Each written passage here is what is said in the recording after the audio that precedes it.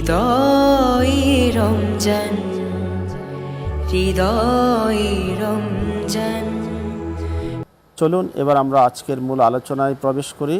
সুপ্রিয় দর্শক শ্রোতা, আজকে আমাদের স্টুডিওতে উপস্থিত আছেন বিশিষ্ট ইসলামী চিন্তাবিদ হযরত মাওলানা মাহমুদ কাদির আবির। মোহতারাম, আপনাকে স্বাগতম।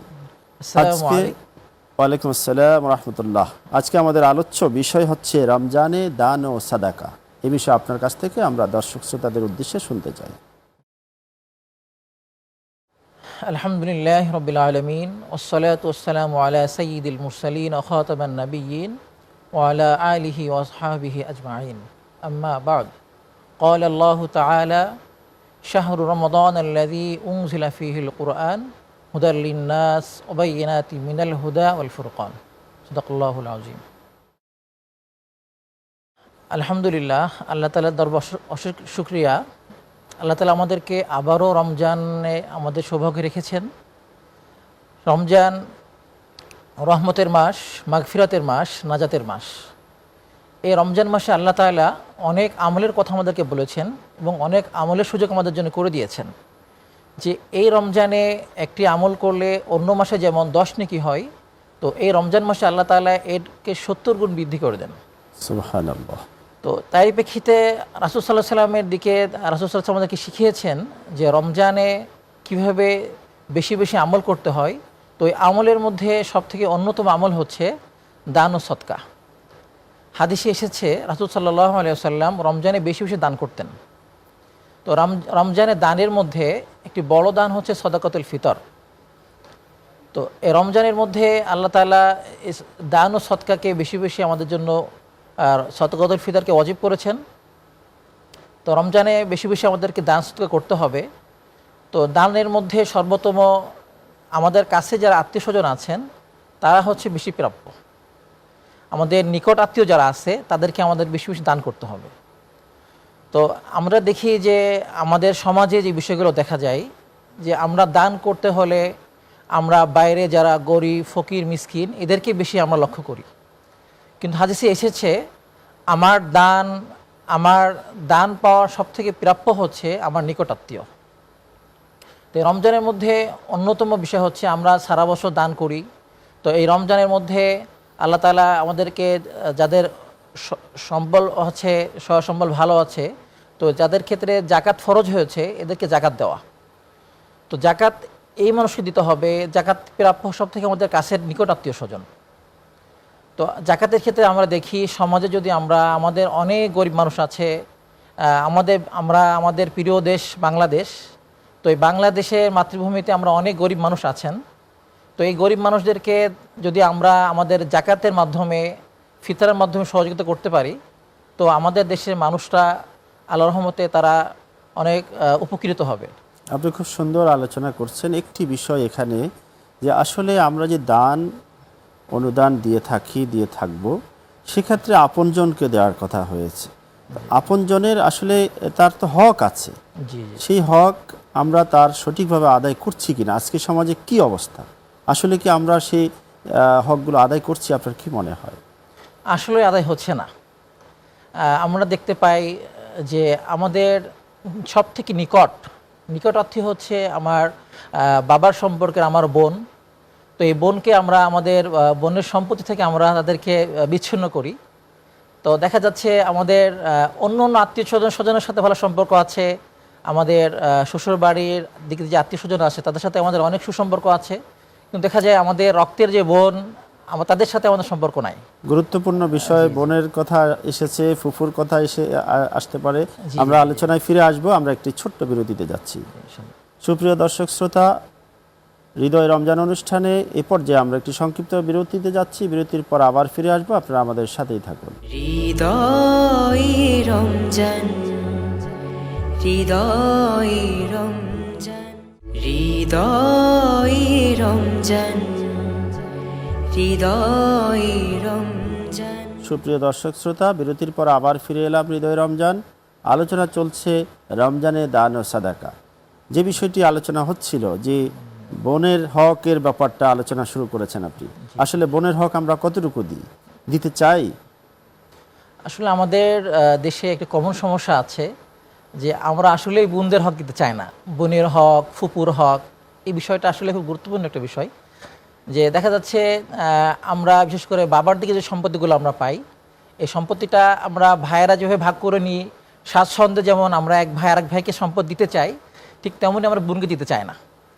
তো ইসলামী শরীয়ত অনুযায়ী দেখা যায় আমাদের সম্পদের ক্ষেত্রে আমরা ভাই যে ভাগটা পাবো সেই ভাগের অর্ধেক ভাগ আমাদের বোন পাবে। তো আমার চাচা হিসেবে চাচারা যে ভাগটা পাবে তার অর্ধেক ফুপুরা পাবে। দেখা যাচ্ছে আমরা আমার নিজের ভাইকে সম্পত্তি দিতে গেলে যেমন কোনো অসুবিধা হয় না, আবার নিজ থেকে যেমন আমি কোনো খারাপ মনে করি না, ঠিক তেমনই আমার বোন যদি আমার কাছে সম্পদ চাই তো দেখা যাচ্ছে সেই ক্ষেত্রে আমরা অসন্তুষ্ট হয়ে যাই। তো এই জিনিসটা খুবই একটা খারাপ একটা বিষয়। তো রাসূল সাল্লাল্লাহু আলাইহি ওয়াসাল্লাম হাদিসে এসেছে যদি কেউ নিজের আত্মীয়র হক নষ্ট করে তো কিয়ামতের দিন তাকে কঠিন শাস্তি ভোগ করতে হবে। এই যে জমি, এই যে ভাগ, এই জমিগুলো আল্লাহ তাআলা তার কাঁধে উঠাই দিবেন, বলবে তুমি এটাকে টানো, এটা তোমার সম্পদ। তো এভাবে আমাদের আসলে আত্মীয় হককে আমরা নষ্ট করি। তো এই রমজান আমাদেরকে শিক্ষা দিচ্ছে যে আমরা যাতে মানুষের পাশে দাঁড়ায়, সহযোগিতা করি, গরিব অসহায়দেরকে সহযোগিতা করি, ঠিক তেমন আমার নিকট আত্মীয়দেরকে আমরা সহযোগিতা করব। খুবই সুন্দর, চমৎকার বলছেন যে আত্মীয়র হক।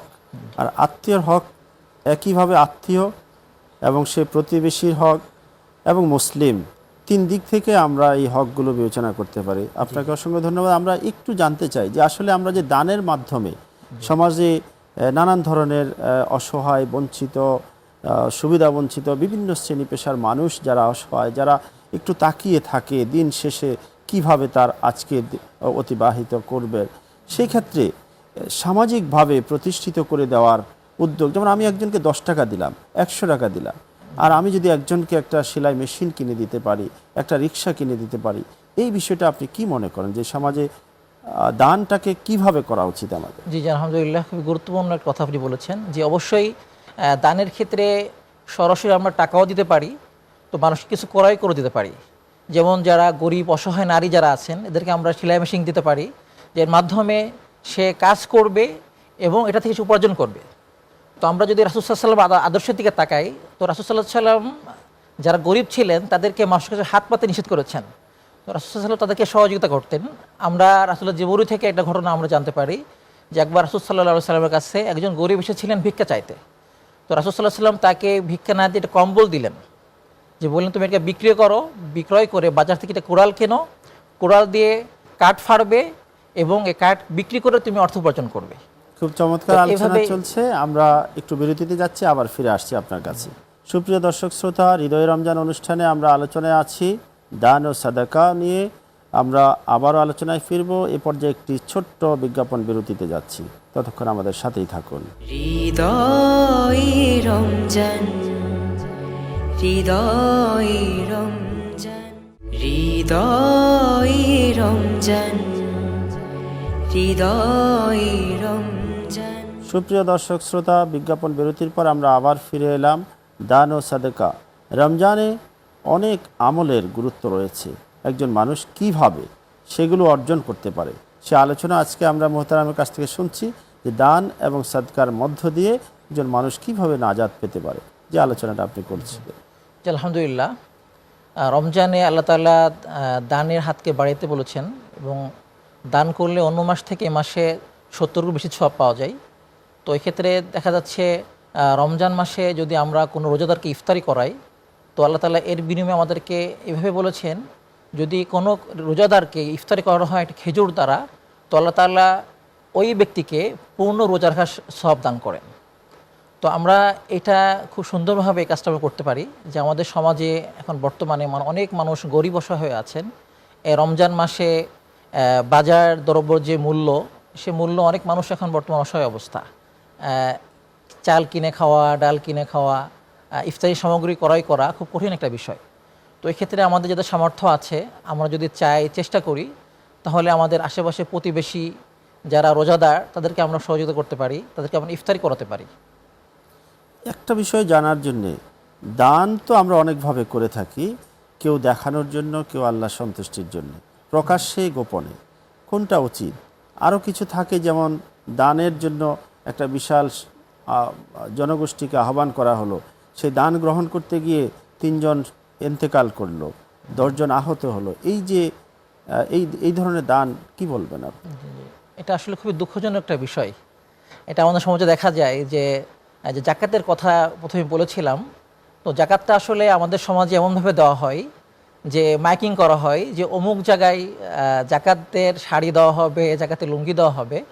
তো দেখা যাচ্ছে অনেক মানুষ এখানে হুড়মুড় খেয়ে পড়ে, তো কারোর পায়ের তলে পড়ে অনেক মানুষ মারা যাচ্ছে, আহত হচ্ছে। তো এটা ইসলাম সম্পূর্ণ এটাকে সমর্থন করে না, ইসলাম এটাকে নিষেধ করেছেন। তো দানের সব থেকে উত্তম পদ্ধতি হলো মানুষ ডান হাতে দান করবে, বাম হাত টের পাবে না। সুবহানাল্লাহ।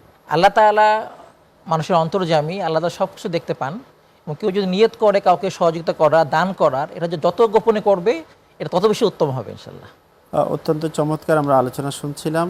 একেবারে শেষে আমাদের ছোট্ট প্রশ্ন, যে দান আমরা যাদেরকে করব, আমরা কোনো প্রতিদানের আশা করব এবং কার কাছে করব, বা যারা দান করছেন তারা কি বিনিময় পাবেন মহান রবের কাছে? আমরা দান করে প্রতিদানের আশা একমাত্র আল্লাহ তাআলার কাছে আমরা আশা করব, দুনিয়াতে কারোর কাছে না। যে আমি যাকে দান করছি সে আমাকে পরবর্তীতে সহযোগিতা করবে, এই নিতে দান করলে দানটা আসলে দান হবে না। তো আমরা দান করব আল্লাহকে রাজি খুশি করানোর জন্যই। যে আমরা যখন দান করব তখন অন্য কেউ দেখতে না পাক, একমাত্র আল্লাহই দেখতেছে, এই আল্লাহকে উদ্দেশ্য করে আমাদের দান করা উচিত। অত্যন্ত শুকরিয়া মোহতারাম, জাযাকাল্লাহ। আমরা একেবারে শেষে উপনীত হয়েছি। হৃদয় রমজান, হৃদয় রমজান।